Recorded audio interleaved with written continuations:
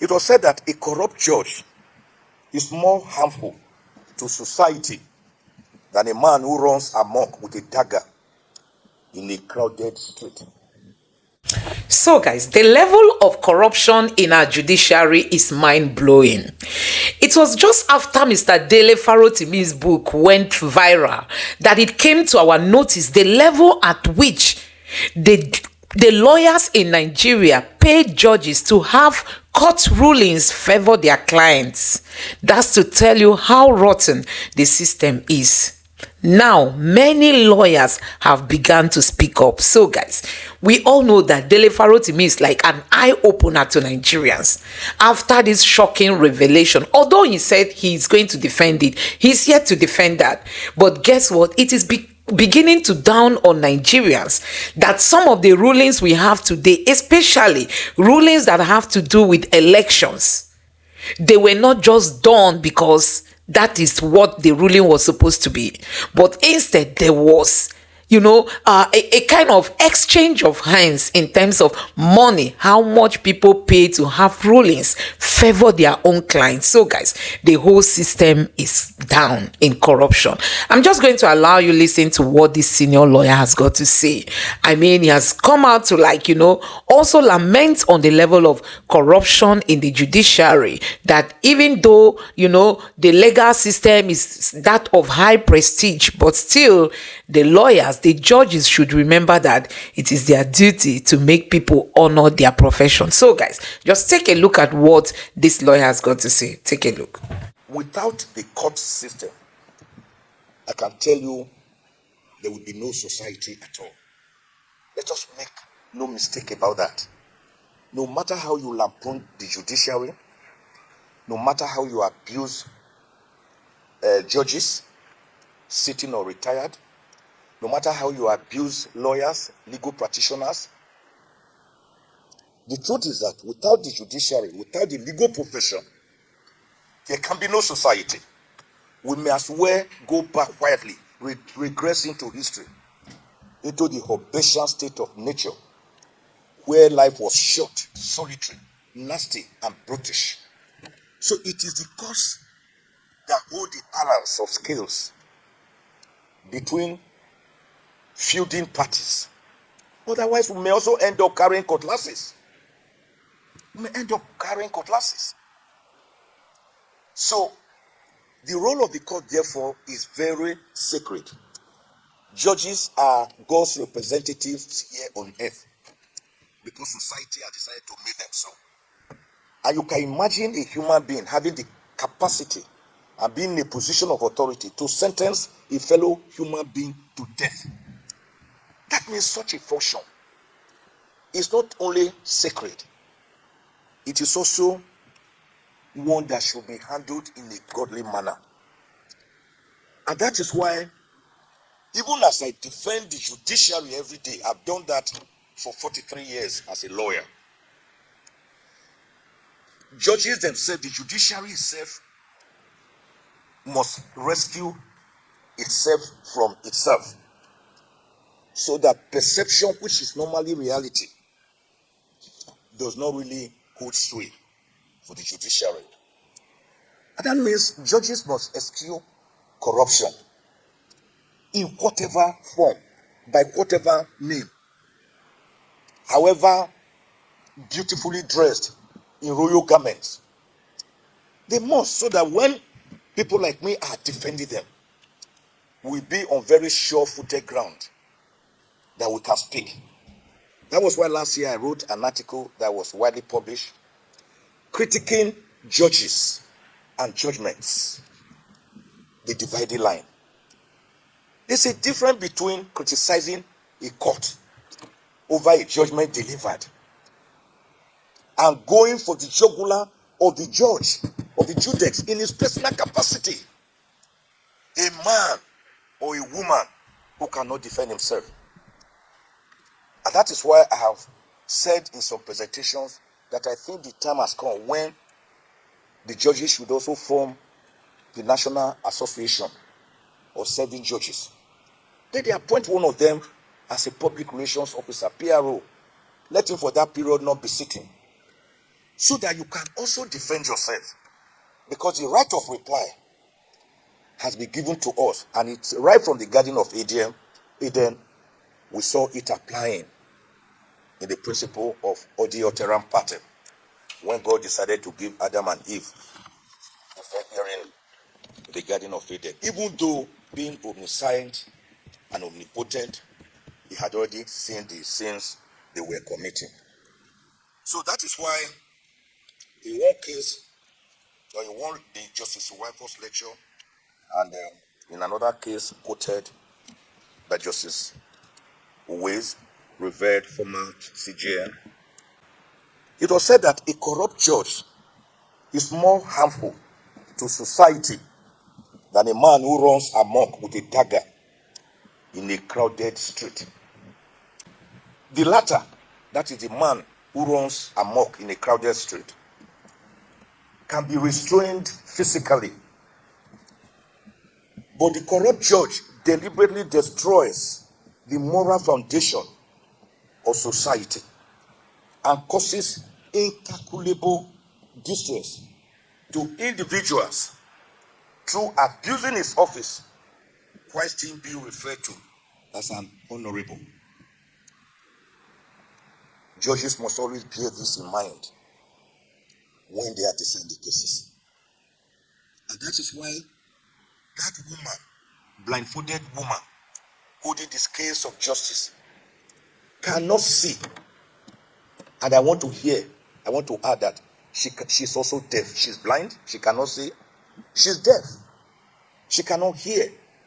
She's also dumb, she cannot speak.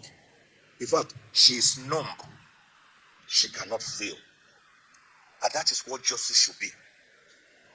So, in Nigeria, under the Constitution, the power to hear and determine cases and enter judgment in favor of a party to a matter who has succeeded in proving his case lies with the judiciary, with the course of law. So judgment, I have 20 minutes. Thank you, sir. So judgments must be enforced.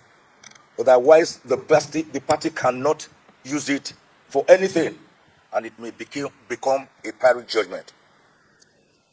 There's no doubt that the age-long law is that a judgment of a court subsists until it is set aside on appeal by a higher court. And that means it must be obeyed. So parties or government agencies cannot choose and pick and choose which judgment to obey and which not to obey. The day we descend to that arena, then we are in trouble. So judgments are sacred, and that is why judges, in delivering them, should also hold their duties as sacred. In reviewing the role of the courts in the enforcement of judgments in Nigeria, it is also important to know the types of judgments that we are talking about. But first, let us start from brass tacks. What is a court? It is constituted and established usually by the constitution of a country through the government as an adjudicating body or institution with authority to decide legal disputes between and amongst disputants, and running and managing the processes of justice in criminal and in civil courts, and adhering to the rule of law, equity, and natural justice. There are various types of courts established under the 1999 Constitution. They are in charge of interpreting the laws, protecting rights of citizens, resolving disputes between citizens and governments, between governments, adjudicating on matters, guarding the Constitution, ensuring access to justice, upholding the rule of law, respecting the fundamental human rights of citizens, delivering effective remedies, and such other functions as may be imposed statutory or constitutional. Then the next question I interrogate, what is judgment? Saraki and Kutoye, that's causa celebre, defines it as a binding, authentic, official judicial determination of the court in respect of the claims and in an action before it. A person for whom judgment is entered in his favor is called the judgment creditor, while the judgment debtor is a person that is to pay for that judgment. We also have different types of judgments, which I know my lords here and my colleagues here know better than me. But for the purpose of this lecture, we shall still quickly run through them. Declaratory judgments, a ruling or judgment that defines or clarifies the rights of the parties involved in a legal dispute. It's a binding decision that can be used to resolve disputes, but it does not require the court to order any action to be taken. It merely declares or proclaims the rights of the parties, but it does not contain any order which may be enforced against the judgment debtor. We have executory judgments because every successful litigant desires to enjoy the fruits of his labor. An executory judgment is enforceable immediately after it has been given. And in enforcing judgment, I have here Toko and government of Gongola State defining it as the process whereby a judgment or order of court is enforced or given effect to according to law. So the execution of judgment therefore encompasses the enforcement of the various writs provided for under the laws for giving effect to a judgment. It is one thing to argue your case before a court successfully and get judgment. It is, however, another thing for the judgment creditor to objectify the fruits of his labor as contained in the judgment. Otherwise, the winning party will end up with a barren judgment, a barren victory, a barren trophy. We have money judgments. We have modalities in money judgments for modalities for enforcement of monetary judgments. This process is adopted by a judgment creditor in a court to levy execution against the property of the judgment debtor, whether movable or immovable. It should be noted that property must be within the jurisdiction of the court. Otherwise, the judgment will not be enforced there. Under the enforcement of judgment rules, it can only be issued at the expiration for monetary judgment 3 days from the date of delivery, and such judgments are the judgment creditor property can be sold after the expiration of 5 credits. We have garnishing proceedings when the judgment debtor has money due to him in possession of another person, such as a bank or other financial institution. Under this procedure, the court will order that third party or the financial institution, that is the garnishee, based on an application filed by the judgment creditor or his counsel, to pay the judgment debtor's money in their possession to the court. The court, upon receipt of the money from the third party, shall subsequently pay it to the judgment creditor as settlement of the judgment debt.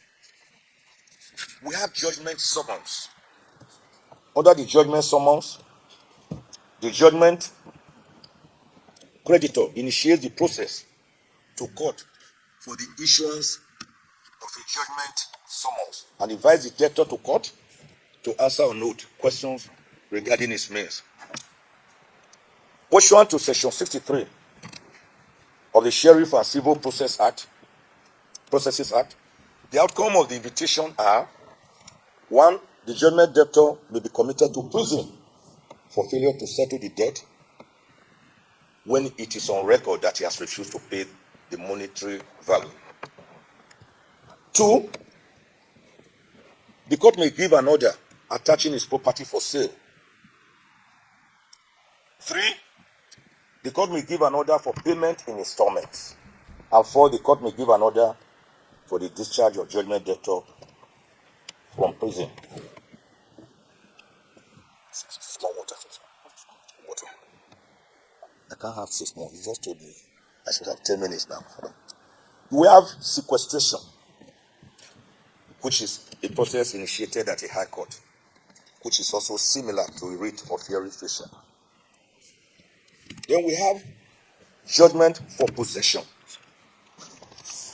Under if you have writ of possession, applies to cases of recovery of premises. Then you have warrant of possession. Then you have commuter order. Another head is judgment for the delivery of goods. This is where the judgment obtained is for the delivery of goods for the judgment debtor to the judgment creditor. So in all this, the role of the court is critical in ensuring that legal judgments are paid and that parties comply with court judgments, orders, rulings, and decisions. And the courts of law have several roles to play in this enforcement process. There are judgment enforcement mechanisms by which courts provide various mechanisms to enforce judgments, including rules of execution, garnishment, and attachments. And these tools allow the winning party to collect what is owed to them. Hearing of enforcement actions, motions, and applications related to enforcement of judgments. You have contempt of court proceedings. If a party refuses to comply with a court order, the court may hold them in contempt. Courts have judicial oversight to ensure and oversee the enforcement process, that it complies with the law and that they are legal. We have the ADR, which courts use to allow for mediation and negotiation to resolve enforcement of disputes. We have appeals and judicial review. We have equitable reliefs, which a party may also take through issuance of injunctions and such ancillary reliefs. We have support for creditor rights. We have public policy considerations. Then we have the issuance of summons. So in all this, the role of the courts is one and the same as the role of the courts in obtaining the judgment itself in the first instance. All the procedures for the enforcement and execution of judgments, whether monetary, possessory, or recovery of land or premises, as I explained above, are through powers vested in the courts by the Constitution and statutes and rules.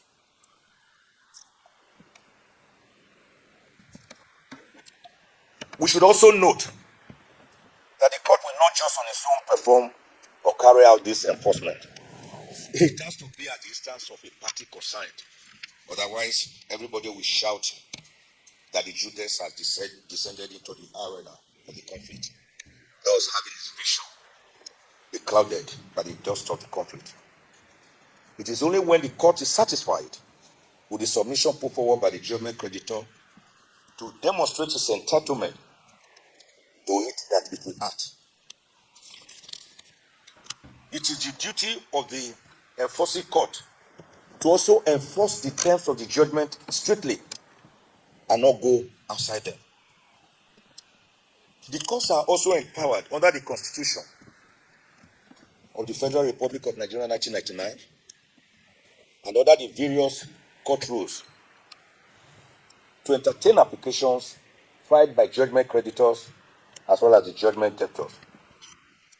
So, in concluding, I want to emphasize that the role of the court in determining application brought before it by judgment creditors for enforcement of judgment is a very critical one, as it ensures that judgments are not barren. I also want to seize the opportunity to appeal to fellow colleagues, lawyers, that when we blame the courts, the judges, for corruption or alleged corruption, we must note that it takes two to tango. Without an offerer, there cannot be an offeree. Without a giver, there cannot be a taker. And a lawyer who has taken the oath of office must know that it is dirty and extremely objectionable to go and meet a judge behind closed curtains to say, "Can you help me?" If you need a help, go and argue it frontally, publicly, in front of a court. I thank God that I've practiced law for 43 years. No judge in the country, serving or retired, even those dead, can say I've ever met them in chambers to help me in a matter. Nor have I ever written a personal petition against a judge. Rather, when my clients write petitions, I disown them and I get out of the case, because I do not want anything to soil my name. If you are dissatisfied with a judgment, for God's sake, there are appellate procedures. Appeal the judgment. That is why under section 6 of the Constitution, you have all the superior courts listed therein. High Court, Federal High Court, Court of Appeal, Supreme Court. If one head was bad at the High Court or Federal High Court, then go to 3 better heads at the Court of Appeal. And if it's a ponderous constitutional matter, 5 better heads. If those 3 better heads or 5 better heads are bad and you are dissatisfied, then go to 5 best heads at the apex court. And when it's a constitutional court, 7 best heads. If you are still dissatisfied, then go to your church or mosque and kneel down and pray to God so that you can have salvation in the hereafter. Not writing petitions to squirrelize names of judges who also have wives and husbands, they have children, they have relations. For God's sake. One other area I want to quickly touch as I go to sit down, Mr. Attorney General, sir. I thank you, sir. I'm my chief judge, sir. And my CJN, sir. Is the practice where elevated judges, God bless them, I always pray for their elevation, begin to have big parties thrown for them, inviting politically exposed persons to come and enjoy with them. Some of the people may have appeared before them. I've seen some parties where I know that some people, politically exposed people who attended the parties in their states, had matters before such judges. And one of them whispered to me and said, "Can you see? That man decided a case for the state of that politically exposed person." And I didn't know. It is not good for our image. By all means, celebrate. We're not saying you should not celebrate. It's better to celebrate with your colleagues, lawyers, and judges like you. If the PEP people want to help, they can help quietly on the ground. Maybe words of encouragement, maybe buy you some books. Even if he has to give you money, it is not bribe, because he's just gifting you for exiting the lower court and going to a higher one. But not to be seen taking pictures publicly with such people, I don't think it is good. Then a final word. Courts, I beg of you, in the name of God, I genuflect. And watch me, my Lord, sir, I'm actually genuflecting. Allow lawyers to argue their cases. Don't shut them out and impose humongous costs, because they have refused to withdraw their cases and they have insisted on arguing such cases. It is their right. I lost 1 year in the University of Ife to read law. I lost 1 year because I was reading English. And one of the reasons was the beauty of law. When I saw lawyers arguing in cause of law, rules of court have already dealt enough with us by saying you should just make written address and written briefs, not more than so number of pages. I agree with such rules to facilitate justice. And you now go to court, they just say, adopt. You say, my lord, I just want to emphasize. You say, no, everything you have written is on paper, adopt. Whereas the judge is not a machine, he's not a robot. He needs to be helped. And we lawyers are the ministers in the temple of justice, wherein is the prime minister. Allow a lawyer to draw your attention to salient points that he wants you to see, to address your learned mind to. You may limit him and say, don't take more than 2 or 3 minutes. Don't take more than 5 minutes. But don't just say adopt and go.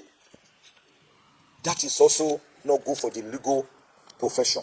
Please, sirs, help me relay the word. Tell them not to award costs against lawyers in their person. You can award costs against the parties.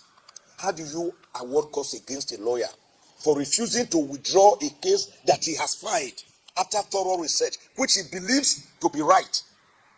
It is not a good practice at all. And the judiciary itself can help itself from itself by delivering judgments, not just judgments according to law, but judgments according to justice. Judgments that deliver justice. Not judgment based on technicalities, who the Supreme Court lampooned in the case of Bello, an Attorney General for your state, 1986, one Nigeria Weekly Law Report. Look at the merits of a case. What is the complaint? Don't say, oh, because you did not file this thing in time, then you shut him out. How has that solved the problem? How? I've not seen the new rules, but I was alarmed by some of the few points I saw in the new rules. I want to believe it cannot be true, but also the new Federal High Court rules that there will be no amendment allowed at a certain stage after a matter, that no amendment can be allowed. I do not know, I've not seen the rules, but I just want to believe that it's not true. Because to say no amendment is to say that we can no longer make mistakes as mortals. And such a rule will be overriding or overruling all Supreme Court decisions to the effect that amendments can be carried out anytime before judgment. I wish the judiciary good luck. I wish the legal profession good luck, because without the legal profession, without the judiciary, there can be no country. And I still want to make this point finally, that the judiciary, in spite of all the problems we are talking about, still remains the best arm of the 3 arms of government. So guys, you have seen it for yourself. These are what we are saying. And that is why Mr. Dele Farotimi was right when he was calling them out, on, the corruption happening in Nigeria. And Dele Farotimi said it himself. He said he is ready to defend what he has said. He's not afraid of what he has said. That he's ready to defend it to the core. And that is why he doesn't need people to beg on his behalf, because he knows what he's saying. He knows where he's coming from. He knows that he has the facts that these people are denying. And he said, just let them take me to court. I'm ready to defend myself. So guys, you can see it for yourself. You can see what is happening in this country. You can see how, these people don't want to allow the rule of law to have its course in Nigeria. You can see the level to which they are destroying this Nigeria. No wonder people like, Kemi Badenoch is lamenting on how her experience with the Nigerian police was an ugly one. She's just talking about the Nigerian police when she now has a legal issue. That is when she'll know that the rot has eaten to the bones of this country. So guys, let me know what you think about this in the comment section below. Please don't forget to subscribe to the channel, turn on the notification bell. Please give this video a like so that YouTube can recommend it to others, and drop your thoughts in the comment section below. Thank you.